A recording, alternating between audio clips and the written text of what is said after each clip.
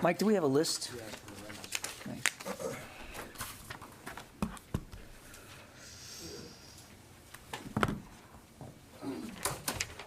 Thank you.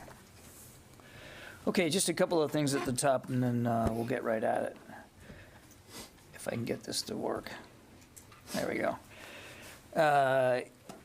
Last night, I think you saw that the Biden administration authorized an additional presidential drawdown of security assistance valued at up to an additional $100 million. This $100 million is designed to help us meet an urgent Ukrainian need for additional Javelin anti-armor systems, which the United States has been providing to Ukraine, I think, as you well know. And they've been used very, very effectively to combat the Russian attack on the Ukrainian homeland. This will be the 6th drawdown of equipment from DoD inventories for Ukraine since August of 2021, combined with the $300 million in military assistance that we just announced on the 1st of April. This will bring the total U.S. security assistance commitment to Ukraine to more than $1.7 billion since the beginning, just the beginning of the Russian invasion on the 24th of February. There was another billion on top of that, as you well know, at the beginning of the Biden administration. And then more than $4.5 billion since 2014. The United States, along with our allies and partners, will continue to work closely with our Ukrainian partners to evaluate their specific requirements to ensure that our assistance meets their highest priority needs as, again, they continue to courageously defend their country. Now, just a programming note, as many of you know from an Army press release that went out yesterday, but I did want to mention it from the podium. The DoD Warrior Games has been scheduled for the 19th to the 28th of August at Disney's ESPN Wide World of Sports in Orlando. The games, as I think you all were tracking for the past 2 years, had to be canceled because of COVID. This is all about celebrating the resiliency and the dedication of our wounded, ill, and injured active duty and veteran U.S. and allied service members. We're very excited to be able to get the games back in play again at the end of the summer, and we're looking forward to seeing these Warriors compete. So with that, we'll go with questions. Bob. Thank you, John. On the subject of U.S. security assistance for Ukraine, I think the Secretary mentioned yesterday during his testimony that the Ukrainians are going to get both the 300 and 600 versions of the Switchblade drones. And I'm wondering, can you say whether either or both of those are in production, or is this something that has to be, I mean, by that, what I meant was, are they in stockpiles, or are they available, or do they have to be ordered? And also, what about training on that kind of a equipment? Does that require training? So we've already sent in 100 Switchblade UAVs that were already in our stocks. We sent them in from those stocks. I don't know where they are in the transshipment process, but they arrived over the earlier this week. So they'll be getting into Ukraine quickly if they aren't already there. That's the 100 that President Biden announced a couple of weeks ago. We're in discussions with the Ukrainians about future usages of Switchblade drones, and of course we'll keep that option open going forward. I'd rather not get into specifics about each shipment in terms of what variant of the Switchblade, but we're going to keep talking to them and working with and helping them get additional ones if they need it. Now, this is not a system that the Ukrainians typically use, so there is going to need to be a little bit of training.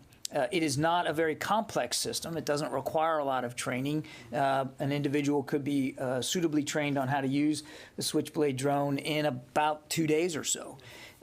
So when you heard the Secretary and the Chairman talk yesterday about some training that was being done for Ukrainian military members, that's what they were referring to. They were referring to a very small number of Ukrainian soldiers who were already in the United States and had been since the fall, since well before the invasion, for military educational purposes, professional military training. And we took the opportunity to having them still in the country to give them a couple of days worth of training on the Switchblade so that they can go back, and they will be going back soon, back home, to train others in the Ukrainian military. And we'll look at that doesn't have to be the end all of it. I mean, we'll look at other suitable opportunities if needed to to provide more training on the switchblades if it's necessary. But that's what they were referring to yesterday. Okay, so there is either version in full production so that you could readily supply additional? Well, I can't. I'm not going to speak for the manufacturers. I understand it. They are capable of manufacturing both of these versions. And just to be clear, one version has a bigger warhead than the other and potentially penetrating capabilities for, say, armor targets. I won't speak for the manufacturer or what their production line is. My understanding is that that production line is open. They're capable of producing these. Again, we're not going to get into specifics on a day-to-day basis of exactly what variant is going in on any given day. But it is a useful battlefield system. We're going to do everything we can to make sure that they know how to use them and that they can continue to get into the country. Right now, 100 have flown or have flowed in, and we'll see where it goes from there. But John, you're confirming that the 600 version has been authorized and is either en route or soon will be en route? No, I have not. What I've said is I'm not going to talk about the specific variant of it. It is, but if you're asking me, can I rule out that the 600 version, the heavier warhead version, will not be used or won't be sent? No, I'm not going to rule that out. And in terms of javelins, the $100 million in javelins, Tony Blinken over the weekend had said that the Ukrainians had received 10 times the number of javelins to the amount of tanks, Russian tanks, in the country. He said that on one of the Sunday shows. Why do they need so many more javelins right now? And I'm just a little confused about that. Well, I mean, you don't just send a system in based on one potential target. It is an anti-armor design. It's a missile designed for anti-armor use for those kinds of targets, but it doesn't mean you have to exclusively use it to hit tanks. It can be used on other vehicles as well, and even fixed targets if need be. And there have been thousands of javelins that we have provided to Ukraine, and we know they're using them. You can see the evidence for yourself when you look at the videos and the images on TV of these burnt-out tanks and burnt-out trucks and armored personnel carriers. You can see the work of the javelin right there. So we're not. You don't count one to one because they're not being used in that capacity. Yeah. Thank you, Don. I have two questions on South and North Korea. I hope you can answer this. It's kind of a crapshoot every day, isn't it? Yeah. Thank you. As you know that there are signs that North Korea's nuclear and ICBM test launch is imminent.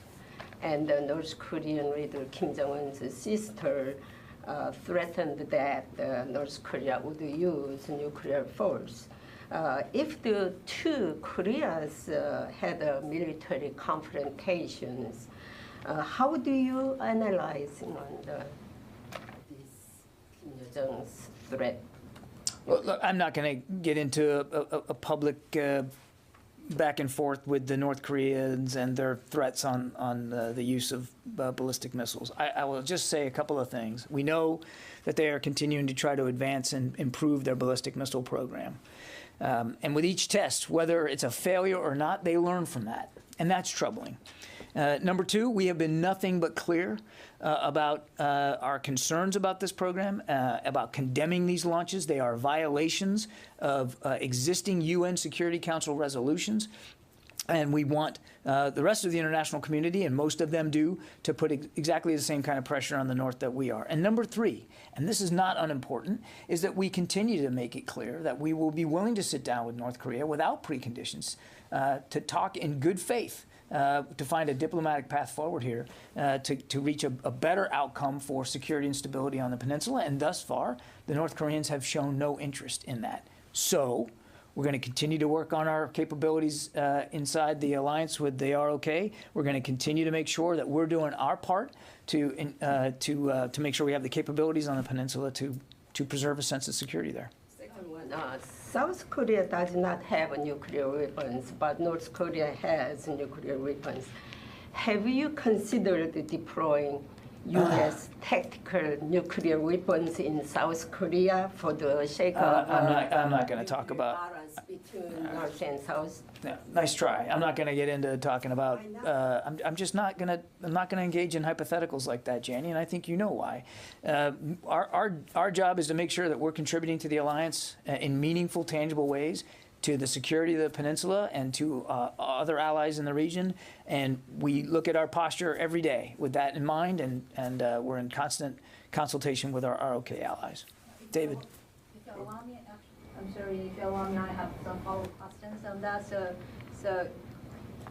April 15th will be the 110th anniversary of birth of North Korea's founder, Kim Il-sung, and South Korea and the U.S. will resume the large-scale field exercises from April 18th. All this combined, that it is very likely that North Korea will do something more provocative this month. So do you have any plans, or can you share any measures that will enhance military readiness in Peninsula this month? And my second question is, so South Korea's newly elected President-elect Yoon Suk-yeol sent a delegation, policy coordination delegation to Washington, D.C., and I know they met with Secretary Austin yesterday, and the head of delegation told South Korean reporters that he will discuss a deployment of U.S. strategic assets and maybe resumption of military drills in the peninsula, what Secretary Austin is. So can you share some of the content of the meeting, or do you have any plans to release Redoubt? Look, I think the answer to both your questions is we're going to continue to work with our South Korean allies on making sure that our capabilities are appropriate to the threat that's continued to be posed by North Korea and by their advancing ballistic missile program. We're not going to detail all that from the podium, but we're constantly looking at what the readiness requirements are. That's why we constantly consult with our ROK allies. Okay, David. So before yesterday, when the Secretary testified about the training on the switchblades, your response had always been, we're focused on providing Ukraine with the weapons they can use now. Mm-hmm. So now you've maybe opportunistically taken advantage of a chance to train Ukrainians on an American system. Mm-hmm. Do you have plans to train Ukrainians on other American systems? Not that I'm aware of, no. So this is just a one-off? That's not a one-off either. I mean, we've identified in consultation with the Ukrainians that the Switchblade is a capability that they can use. It is not a very difficult system to learn, so we are going to get them into their hands, and we obviously want them to be able to use it effectively. So we took advantage of the fact that we had a small number of them here in the United States anyway to get them up to speed on the program, on the system, and we'll look to see if there needs to be additional training of additional Ukrainians on the Switchblade. We'll look to see how that might best be done, but I wouldn't call it a one-off, no.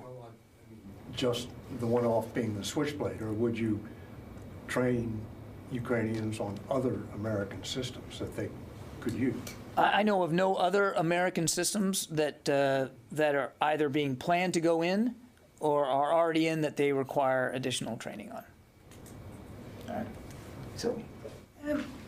When the president went to Europe 3 weeks ago, he spoke about giving, or not giving, but making sure that the Ukrainians would have longer range air defense. Where are you on this topic? Did you progress? We are still very actively discussing the possibility with a range of allies and partners for the provision of long-range air defense systems, which are complex systems and which we know that the Ukrainians already know how to use. But I don't have anything to announce or report to today. So there is no progress yet. I wouldn't say that. I just said I don't have anything to speak to today. Kelly. Poland, on its government website, issued a guide to its citizens on what to do if there's an attack, chemical, nuclear. Is there a new concern here or an indication that Russia is planning to move beyond Ukraine, and how will this impact our ability to continue getting weapon shipments into Ukraine? You're talking about the threat of chem bio? Yes, and then just that Poland had issued this new warning, this new guide to its citizens on what to do if something should happen. Yeah, I would just say we still don't see any indications that that the Russians are shipping in or planning to use chemical and biological weapons. I think President Biden has been nothing but clear about the need for the international community to respond. Well, that would include the United States if they did something like that. We just haven't seen that that sort of imminent threat. Certainly, fully respect the government of Poland in the way that they want to inform and educate their populace about the potential there. That seems prudent to me. But we haven't seen anything that speaks to an imminent chemical biological attack inside Ukraine. And as for how that affects the shipment of things on the ground, thus far, those shipments proceed, and they are getting into Ukraine, and that material is getting into the hands of Ukrainian soldiers, and we want to see that continue for as long as possible. And so we're working with a range of allies and partners there in the region to make sure that we're handling this in such a way that those shipments can continue to flow. And just from the conversation that the Secretary had with Minister Reznikov last week indicated that's happening, that they're getting that material, and it is getting into the hands of the fighters, and it is getting use on the field. And again, you can see it for yourself in the imagery coming out of Ukraine. I would say, and I know you've heard me say this before, and you're probably tired of it, but it is, I think we should not lose sight of the fact about how fast, not just the size and scale of the security assistance that the United States alone is providing, but other nations are providing, and how fast this is moving. Typically, from the time it gets signed, at least the last couple of security packages, drawdown packages, from the time the president signs it to it actually arriving in the region, it can be as little as 4 days. And then it's not like it's sitting in storage for a week or two. We're able to get this material because we're being so careful and so nimble in how these ground shipments are going. We're able to get it, into Ukraine and often into the fight within 48 hours sometimes. I mean, that's incredibly fast. I mean, the $350 million that the president signed out several weeks ago, we got that, we got that completed in about 3 weeks. Never been done that fast before. So we're going to keep doing it as much as we can, as fast as we can, and we're going to be as careful as we can so that flow can continue. Because they're in a very, very active fight, particularly now in the East. Warren. The $100 million, is that only replacement missiles for Javelin launchers, or are you sending in more launchers as well as more replacement missiles? I would just say, if you look at what we said, Oren, it's $100 million for anti-armor systems. Okay. Not just the missiles. And a question on the one of the things you said you'd send in Friday's announcement, the $300 million. You also said Puma, which is a surveillance drone essentially from the same company that produces Switchblades. Is that system something Ukraine has already been trained on, or does that also require? Is that also something they'll be trained on currently? Yeah, let me take the question. I don't know how much training they have on the Puma. I'll have to take it. Thank you. Yeah. Thank you. I want to ask you about AUKUS. That yesterday, the US, Australia, and UK announced they would work on the development of the hypersonic capability. So what is the benefit of AUKUS cooperation for the US development of hypersonic capability? Do you think such cooperation would expedite the fielding of hypersonic missiles? Will it expedite the development of hypersonics? I don't think it's the intent to expedite the development of hypersonics, but I think it's to try to collaborate, coordinate, and probably learn from each other as we work towards improving hypersonic capability. But again, for the United States, we've been working on hypersonics now for many, many years. As you heard the Secretary say yesterday, it's a capability. It's not the capability. It's something we know we have to stay at it and try to improve. But there's a range, a mix of capabilities that we're going to need for his vision of integrated deterrence, and this is just but one of them. Okay? Let's see, Phil Stewart from Reuters. Hey there, thanks. Yesterday, Chairman Milley said that the war in Ukraine could go on for years. Is that your assessment? And if so, does that mean that the Pentagon assesses that Ukraine can't win this war, or is there winning that results in continued conflict? Phil, I don't think anybody knows for certain if the war isn't brought to an end through diplomacy, how long it could last. It's impossible to know that. I would tell you that it could end today. It could end today if Mr. Putin did the right thing, sat down in good faith with the Ukrainians, withdrew all his troops, sent them home, and respected Ukrainian sovereignty. He obviously is choosing a different path. He's going to refocus his efforts on the eastern part of the country, a part of the country where he and his troops and his private military contractors have been violating Ukrainian sovereignty now for 8 years.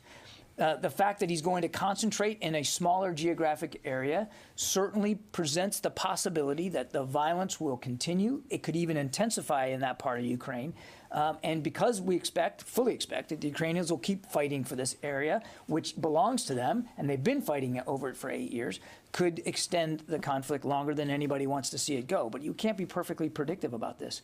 And then once the war is over, whenever that is, and whatever that peace looks like, I think you can imagine that the international community is going to want to come together to help rebuild Ukraine, and that's going to take some time. Nobody knows for sure. And as for your question about whether they can win or whether we've given up on them winning, or does this mean that they can't win because we think it's going to go for a long time, the answer is absolutely not. Of course they can win this. And if you look at what they've been able to do just thus far, Mr. Putin has achieved exactly zero of his strategic objectives inside Ukraine. He didn't take Kyiv. He didn't topple the government. He didn't remove Ukraine as a nation state. And he's really only taken control of a small number of population centers, and even they weren't the ones that he was really going after. Mariupol is still not taken. He's moved his forces out of Kyiv. He's moved his forces out of Chernihiv. They haven't taken Kharkiv. They haven't taken Mykolaiv in the south. I think the proof is literally in the outcomes that you're seeing every day. The Ukrainians are bravely fighting for their country, and they have denied Mr. Putin so many of his strategic objectives. So absolutely they can win. And we have to just keep reminding ourselves that there shouldn't be any need for them for us to even have to answer that question, because there shouldn't be a war in Ukraine, and Mr. Putin can end it today. Okay, I think that's it. Thanks, everybody. Did you have one more, Jen? I do, just on that issue. Is the U.S. goal strategic defeat of Russia?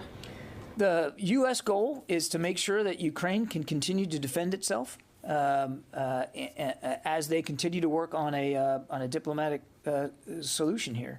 And then the secondary goal is to make sure that we can bolster NATO's eastern flank so that we can deter any aggression, any potential aggression by Russia and by Mr. Putin. Thanks, everybody. No, I got to go. Thanks. Appreciate it.